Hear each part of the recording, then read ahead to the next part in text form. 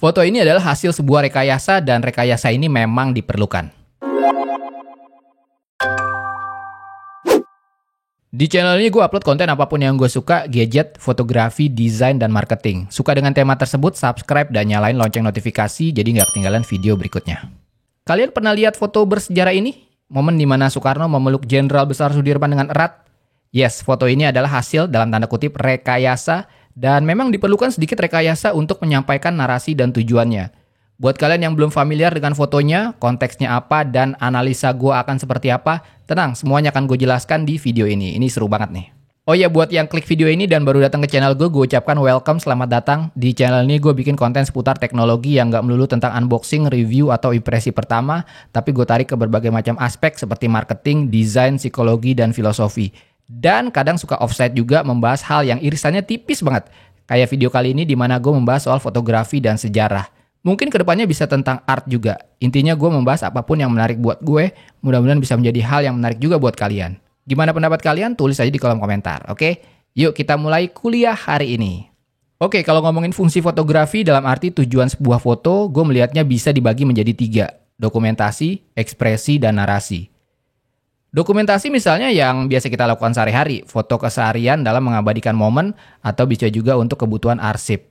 Atau di level yang lebih profesional misalnya foto jurnalistik. Fotografi ini biasa dilakukan in the moment dan tanpa direncanakan.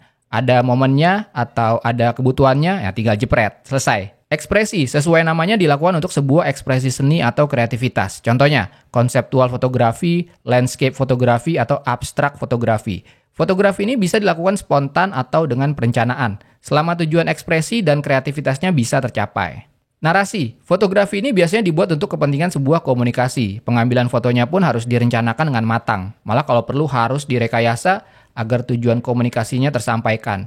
Contoh fotografi ini misalnya foto produk, foto iklan, atau komersial.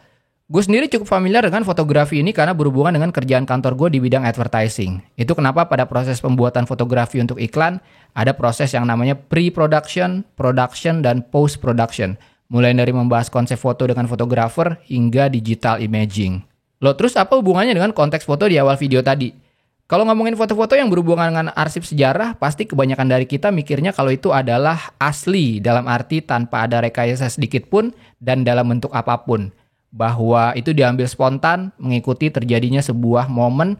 Baik lagi, tujuannya adalah dokumentasi dan bagian dari catatan sejarah. Padahal narasi juga penting loh untuk mengkomunikasikan sebuah kejadian bersejarah. Dan itu bisa terjadi melalui sebuah foto yang dalam tanda kutip direkayasa. Gue akan kasih contoh beberapa foto. Kita ke foto ini dulu. Buat yang gak familiar, gue jelasin konteksnya. Dikit aja ya, karena ini bukan channel sejarah. Foto Presiden Soekarno memeluk Jenderal Besar Sudirman ini adalah sebuah foto yang bercerita tentang momen gencatan senjata, perdamaian, baikan, atau setidaknya meredanya sebuah ketegangan. Background story-nya, setelah Indonesia memproklamirkan kemerdekaan dari tangan Jepang, Belanda yang menguasai Indonesia selama ratusan tahun tentu aja nggak menerima dan mengakui kedaulatan Indonesia dan melancarkan agresi militer. Soekarno dan Hatta ingin menyelesaikan konflik ini dengan jalan perundingan dengan Belanda. Sementara Sudirman layaknya prajurit dan militer sejati, tidak sudi untuk berunding dan memilih kontak fisik dan melakukan perang gerilya. Ketegangan pun terjadi sekian lama antara kedua tokoh besar ini, hingga akhirnya terjadilah foto yang bersejarah ini. Oke, setelah tahu background story-nya, kita balik lagi ke konteks fotografinya. Seperti gue bilang di awal video, foto ini adalah hasil rekayasa, bukan dalam arti palsu atau hoax. Rekayasa dalam arti ada sedikit settingan dalam adegan ini.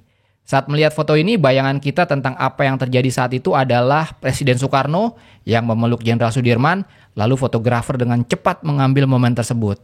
Namun yang sebenarnya terjadi adalah adegan ini sempat diulang beberapa kali agar mendapatkan foto yang pas sesuai dengan arahan Presiden Soekarno.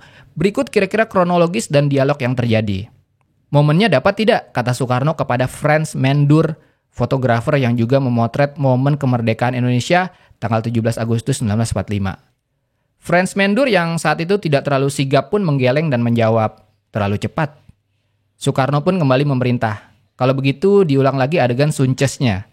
Sunces itu artinya kecupan dalam bahasa Belanda atau dalam konteks peristiwa ini adalah pelukan.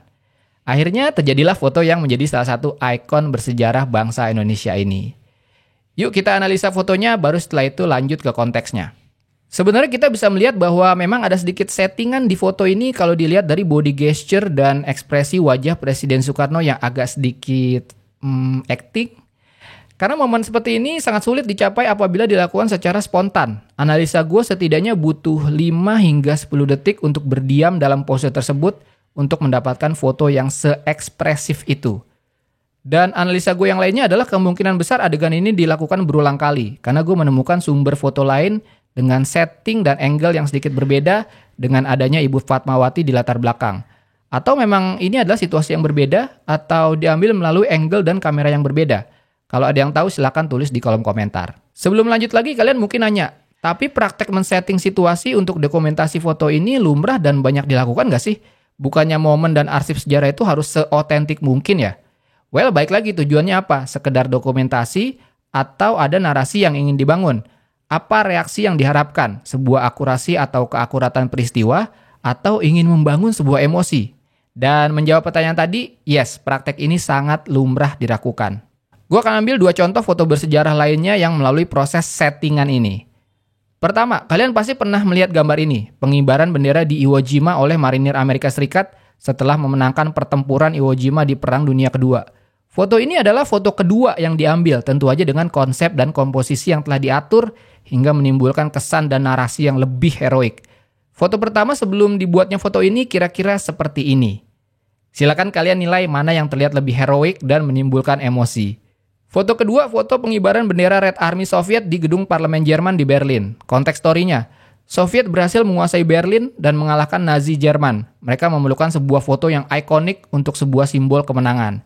Dilakukanlah sesi photoshoot di atas gedung Reichstag, di mana beberapa tentara Red Army mengibarkan bendera Soviet. Ternyata hasil fotonya tidak segrande yang mereka inginkan, dan mereka pun memanipulasi dengan menambahkan efek asap, efek burn pada bendera, dan yang paling penting, menghilangkan jam tangan di salah satu tentara, karena jam tersebut disinyalir adalah hasil jarahan. Oke, sekarang kita balik lagi ke konteks foto Presiden Soekarno dan Jenderal Sudirman. Satu hal yang patut diacungi jempol adalah bagaimana Frans Mendur membuat komposisi dari adegan ini. Low angle yang membuat kedua bapak bangsa ini tampak besar, namun ada sebuah kontradiksi di mana biasanya mereka tampak gagah, bersemangat, dan berapi-api. Kali ini tampak vulnerable, ringkih, dan saling merendahkan diri masing-masing. Keputusan Frans Mendur untuk mengambil dari angle Presiden Soekarno bukan dari angle Jenderal Sudirman juga tepat karena 2 hal. Pertama, meredakan konteks perseteruan yang terjadi antara pihak politisi sipil yang diwakili oleh Presiden Soekarno dan pihak militer yang diwakili oleh Jenderal Sudirman. Saat terjadi ketidaksepakatan antara strategi perundingan dan perang gerilya, suasana memanas bahkan berhembus kabar kudeta dari pihak militer. Satu foto ini, bahasa tubuh dan ekspresi Presiden Soekarno seolah penepis itu semua. Bahkan adanya satu perwira tentara yang in frame di background menurut gue bukanlah ketidaksengajaan, namun sebuah pesan bahwa pihak militer siap untuk berjalan sebagai sebuah bangsa.